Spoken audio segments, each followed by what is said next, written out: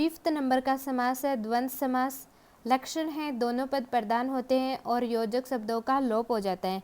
जब विग्रह करते समय योजक शब्दों का लोप होता है उनके स्थान पर और, आदि या फिर या अथवा इन शब्दों का प्रयोग किया जाता है। द्वंद्व समास के 3 प्रकार माने गए हैं। पहला है इतरेतर द्वंद्व समास। जब इतरेतर द्वंद्व समास का विग्रह करने का समय आता है तो और का आगमन हो जाता है। सेकंड है समाहार द्वंद्व समास। जब समाहार द्वंद्व समास का विग्रह करते हैं तो आदि का आगमन होता है। तीसरा है विकल्प द्वंद्व समास। यहाँ पर या और अथवा का आगमन होगा। पहला है इतरेतर द्वंद्व समास, जैसे और का आगमन हो गया। माता पिता, यहाँ पर बीच में योजक चिन्ह है, इसको हटा दिया जाएगा और ओ का आगमन करा दिया जाएगा, जैसे माता और पिता। सीताराम, सीता और राम। राधा कृष्ण, राधा और कृष्ण। नर नारी, नर और नारी। इस समास के अंदर ऐसा है कि माता और पिता, यानी एक तरफ एक पर्सन है, दूसरी तरफ दूसरा पर्सन है। इसी तरह आगे अन्य उदाहरण है वर वधू, वर और वधू। दूल्हा दुल्हन, दूल्हा और दुल्हन। दूध रोटी, दूध और रोटी। हरिहर, हरि और हर।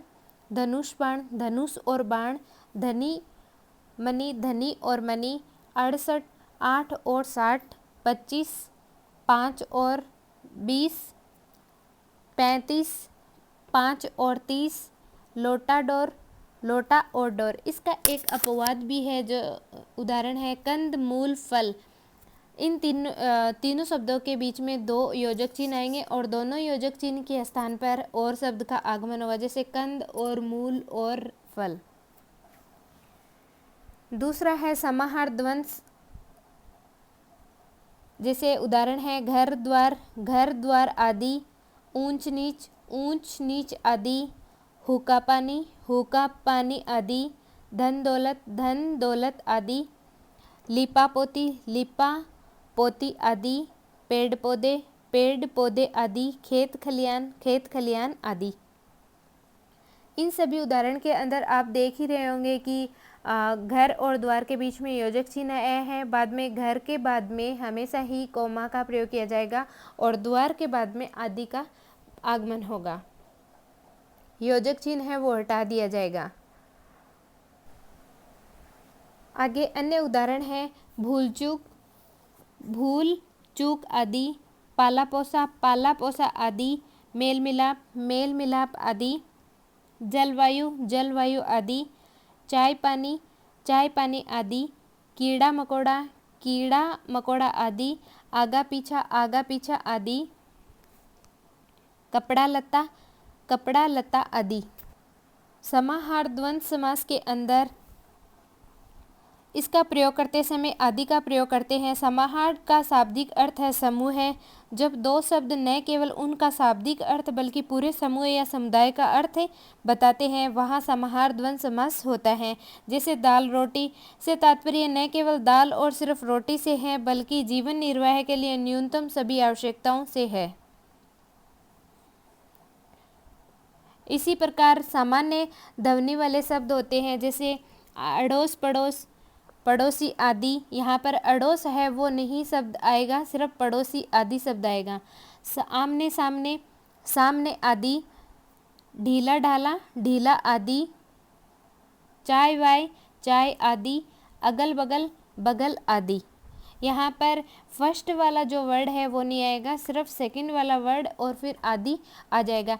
वो इसलिए नहीं आएगा क्योंकि आड़ोस पड़ोस यानी अड़ोस शब्द है उसके साथ में ही पड़ोस जुड़ा हुआ है, यानी पड़ोस का मतलब भी यही होता है कि पास में, और अड़ोस का मतलब भी होता है कि पास में। इसलिए जब समास होता है तब उसके अंदर योजक चिन्ह लगाने के लिए इन दोनों शब्दों का प्रयोग करते हैं, बल्कि जब अपन विग्रह करेंगे तो सिर्फ पड़ोस आदि ऐसा ही शब्द लिखेंगे। ये सभी उदाहरण है वो द्वंद्व समास के अंतर्गत आते हैं। अगला तीसरा पॉइंट है विकल्प द्वंद्व समास। या अथवा, इसका विग्रह करते समय या और अथवा का प्रयोग किया जाता है। जैसे उदाहरण है सुख दुख, सुख या दुख। दिन रात, दिन अथवा रात। यहाँ पर आपने देखा होगा कि या और अथवा कैसे प्रयोग करते हैं। सुख दुख, यानी दोनों स्थिति एक साथ नहीं चलती, या तो सुख में आदमी रहता है या फिर दुख में आदमी रहता है। ऐसे बोलते हैं कि या तो सुख में आदमी रहेगा या फिर दुख में आदमी रहेगा, तो यहाँ पर या का प्रयोग होगा।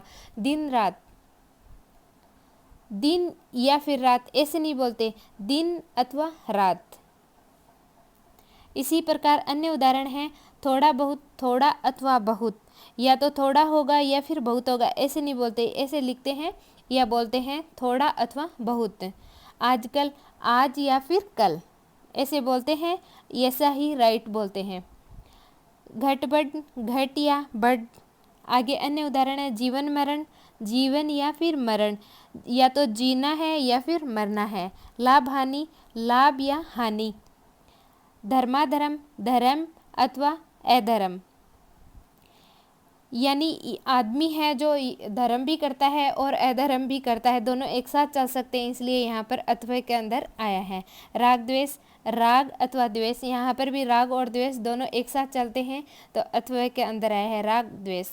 यस अपयस, यस या अपयस, या तो यस होगा या फिर अपयस होगा।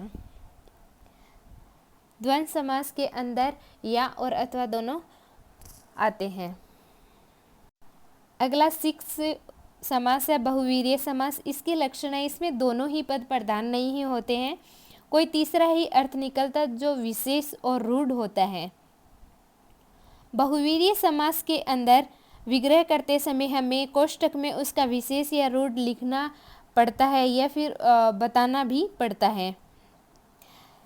जैसे इसके 2 भेद माने गए हैं, पौराणिक पात्रों के लिए रूढ़ हुए बहुवीर्य समास या फिर परंपरा से रूढ़ होकर बने बहुवीर्य समास।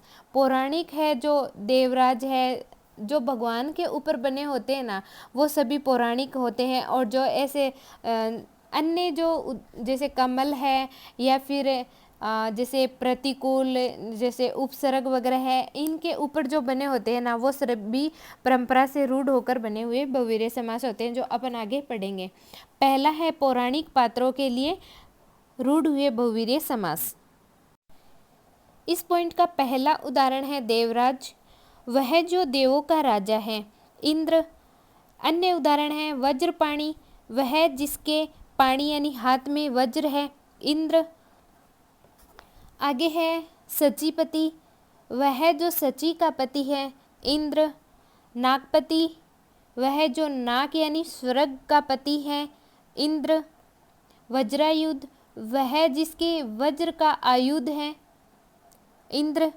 ये सभी इंद्र के ही पर्यायवाची शब्द है और इंद्र के ऊपर ही बहुवीर्य समास बने हुए हैं। देवराज, वज्रपाणी, सचीपति, नागपति, वज्रायुध, ये सभी पौराणिक पात्रों के लिए बनाए गए रूढ़ और बहुवीर्य समास है।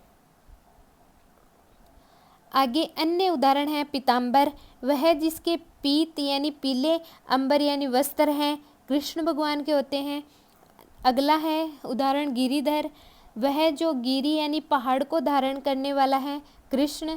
घनश्याम, वह जो श्याम यानी वर्ण के, घन यानी बादल के समान है, कृष्ण भगवान। नंद नंदन, वह जो नंद का नंदन यानी पुत्र है, कृष्ण भगवान। वज्र वल्लभ, वह जो वज्र का वल्लभ यानी स्वामी है, कृष्ण भगवान। अगला उदाहरण है मुरारी, वह जो मूर के अरि है, यानी मूर का मतलब होता है राक्षस और अरि का मतलब होता है शत्रु, तो कृष्ण भगवान। आगे इसी के अन्य उदाहरण है अनंग, बिना अंग का है जो वह कामदेव। कामदेव के ऊपर बने हुए अन्य उदाहरण हैं पंचसर, वह जिसके 5 यानी 5 फूलों के सर हैं, कामदेव। मकर ध्वज, वह जिसके मकर का ध्वज है, कामदेव के है। रतिकांत, वह जो रति का कांत यानी पति, कांत का मतलब होता है पति है, कामदेव। कुसुम सर, वह जिसके कुसुम के सर हैं, कामदेव के हैं। पुष्प धनवा, वह जिसके पुष्पों का धनुष है, कामदेव का। मनोज, वह जो मन में जन्म लेता है, कामदेव लेता है। आगे अन्य है मंथन, मन को मंथने वाला, कामदेव। मनसीज, मन से जन्म लेने वाला। मीन केतु, मीन के ध्वज वाला कामदेव। अब आशुतोष है, आशुतोष शिव को बोला जाता है, शिव के ऊपर बने हुए बहुवीर्य समास हैं। जैसे आशुतोष का मतलब होता है वह शीघ्र तुष्ट हो जाते हैं, जो इसका तीसरा अर्थ निकलता है यानी शिव। शिव पर बने हुए अन्य उदाहरण हैं पंचानन, वह जिनके पंच आनन या फिर मुँह है। त्रिलोचन, वह जिसके 3 नेत्र हैं। चंद्रमौली, वह जिसके मौली यानी मस्तक पर चंद्र है।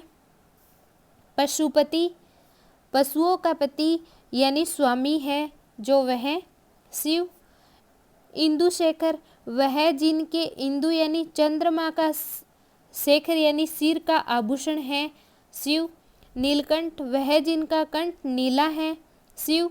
चंद्रचूड़, वह जिसके चूड़ यानी सिर पर चंद्र है शिव।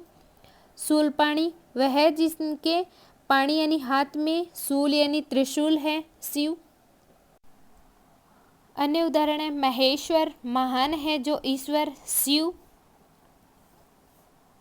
भूतेश, भूतों का ईश। मंद रिपु, कामदेव का रिपु।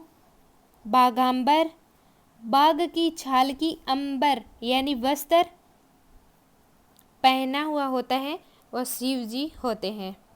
आगे सरस्वती माता है, उनके ऊपर बने हुए समास के उदाहरण हैं वाग्देवी, वह जो वाग की देवी है सरस्वती माता। पद्मासना, वह जो पद्म यानी कमल के आसन वाली है सरस्वती माता। वीणा, वीणा पाणी, वह जिसके पाणी यानी हाथ में वीणा है सरस्वती। अन्य समास है जैसे वीणावादिनी, वीणा का वादन करने वाली।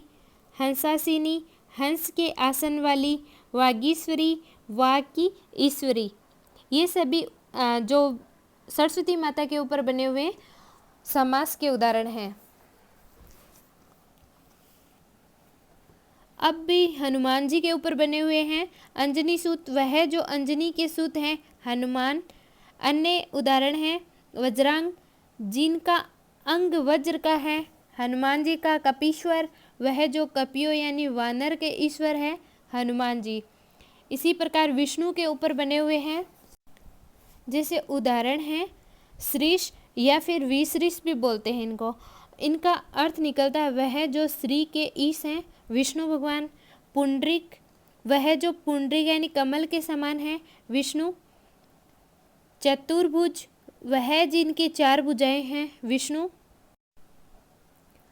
श्रीश और विश्रीश दोनों एक समान है। पद्मनाभ, वह जिसकी नाभि में पद्म यानी कमल है। मधुरीप, मधु देते के शत्रु विष्णु भगवान। अन्य कुछ उदाहरण है जैसे हिरण्यगर्भ, वह जिसका हिरण्य यानी सोने का गर्भ है ब्रह्मा का है। ब्रह्मा जी के अन्य उदाहरण हैं जैसे चतुरानन, चतुर्मुख आदि। युधिष्ठिर, जो युद्ध में स्थिर रहता है वह धर्मराज। धनंजय, वह जो धन यानी पृथ्वी भौतिक संपदा आदि का जय करता है अर्जुन। चतुरानन, वह जिनके 4 आनन हैं ब्रह्मा। षण्मुख, वह जिनके 6 मुख हैं कार्तिकेय। षडानन, वह जिसके 6 आनन हैं कार्तिकेय। मयूर वाहन, वह जिनके मयूर का वाहन है कार्तिकेय। हिमतन्या, वह जो हिम की तन्य यानी पुत्री है पार्वती। शैल नंदिनी, वह जो शैल यानी हिमालय की नंदिनी यानी पुत्री है पार्वती। दशरथ नंदन, वह जो दशरथ के नंदन है राम।